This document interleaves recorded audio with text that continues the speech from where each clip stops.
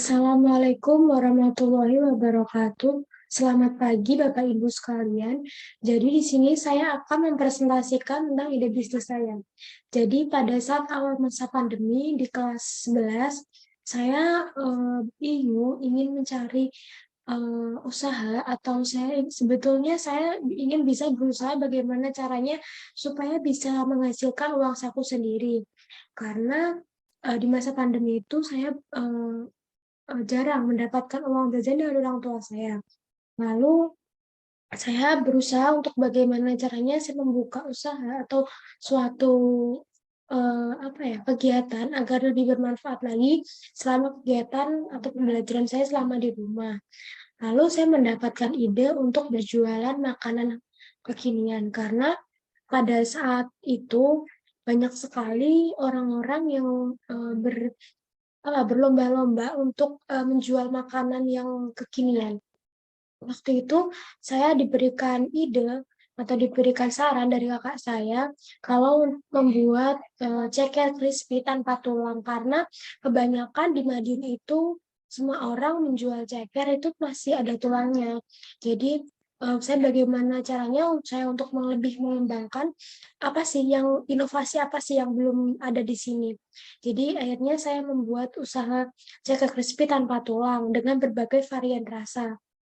Setelah itu juga saya membuat roti bakar puff pastry di mana kebanyakan roti bakar yang ada di Madiun itu hanya sekedar selai saja di dalamnya. Jadi tidak ada pastry-nya.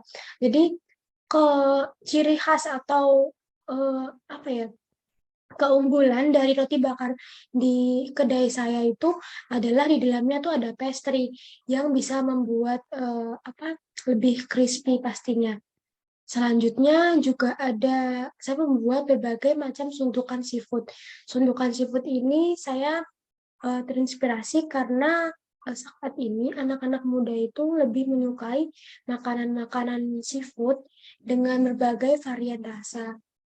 Jadi saya membuka kedai itu awalnya dari kedai itu masih milik keluarga, jadi saya tidak perlu sewa. Awalnya saya mencoba untuk jualan online terlebih dahulu, terus coba saya promosikan di sosial media saya dan saya minta bantuan teman-teman untuk mempromosikan dan alhamdulillahnya dalam hari pertama itu saya bisa mendapatkan eh, pesanan yang sangat-sangat luar biasa banyak. Seperti misalnya ceker rames saya bisa mendapatkan pesanan 30 porsi. Untuk roti bakar sendiri saya ada pesanan 3 box dan untuk suntukan seafoodnya ada 30.000.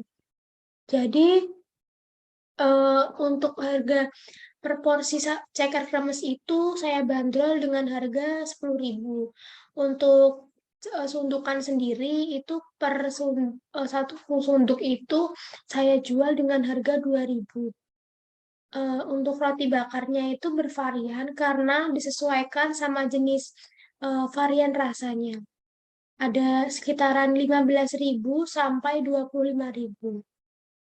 Jadi setelah saya mencoba mengembangkan usaha saya dari online itu, terus saya berpikir lagi bagaimana caranya supaya usaha saya semakin dikenal oleh banyak orang. Akhirnya saya berinovasi untuk menambahkan menu baru yang ada di kedai saya.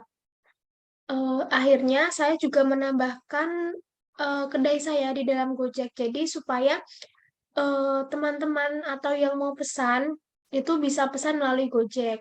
Saya menyediakan dua tempat yaitu bisa secara offline maupun di online. Kalau di online nanti bisa pesan lewat saya, bisa nanti DM. Kalau tidak bisa lewat Gojek. Untuk di store-nya sendiri, saya juga menyediakan kayak tempat duduk gitu. Jadi kalau misalnya ada yang nongkrong sambil ngobrol di situ juga bisa. Mungkin dari situ saya bisa mendapatkan berbagai banyak pengalaman, terus dengan cara bagaimana saya memanage uang, memanage eh, seperti bagaimana sih kendalanya berbisnis itu. Memang pada saat awalnya itu memang sangat-sangat banyak sekali seperti kendala karena saya juga baru terjun langsung di usaha bisnis kecil-kecilan itu pada saat awal masa pandemi, dan apalagi saat itu saya juga masih duduk di bangku SMA di kelas 11, jadi saya masih butuh bantuan dari saudara-saudara saya yang em, berada di dekat saya. Jadi mungkin mereka juga membantu dalam saya membuat juga, terus saya juga dibantu untuk bagaimana sih saya diajari untuk memanage uang, terus menata pengelolaan keuangan, beli bahan baku dan lain-lain. Jadi mungkin ke depannya saya bisa lebih bagaimana sih caranya usaha bisnis saya itu bisa berkembang lagi dengan baik. Saya juga di sini ingin memaparkan sedikit. Baik, di sini saya akan memaparkan sedikit busines model kanvas dari usaha saya, yaitu key partnernya yang pertama ada kurir, yang kedua ada atribut pengemudi dengan jaket ID card kurir. Selanjutnya ada key activity. Yang pertama, mempromosikan semua menu di media sosial. Yang kedua, menghubungkan antara produsen dengan customer. Yang ketiga, menghubungkan antara kurir dengan customer. Selanjutnya, ada value proposition. Value proposition di sini untuk menyediakan pemesanan makanan secara offline maupun online dengan kualitas yang baik, cepat, dan harga yang hemat di kantong. Di sini juga ada key research. Yang pertama yaitu satu, sosial media, dua, inovasi berbagai menu makanan agar bisa dapat bersaing di luaran. Yang ketiga, pelayanan secara offline maupun online. Yang selanjutnya yaitu customer relationship. Yang pertama yaitu diskon dan juga promosi. Dua, memperbanyak berbagai varian menu makanan. Channel yaitu yang pertama iklan di sosial media, yang kedua papan iklan, yang ketiga meninjau penilaian dari customer. Selanjutnya ada customer segment. Yang pertama adalah owner, yang kedua karyawan, yang ketiga customer, empat kendaraan, lima pengguna internet. Selanjutnya di sini juga ada cost struktur. Yang pertama ada biaya bahan baku, yang kedua biaya pasang papan iklan, yang ketiga gaji kurir, yang keempat biaya perlengkapan, yang kelima sewa ruko. Selanjutnya ada revenue stream. Yang pertama ada penggunaan media sosial, yang kedua pembayaran melalui e-money maupun cash. Selanjutnya juga ada menjual produk makanan kekinian, yaitu ceker kremes tanpa tulang dengan berbagai rasa, sundukan seafood dengan berbagai macam saus, roti bakar atau kukus puff pastry dengan berbagai varian rasa.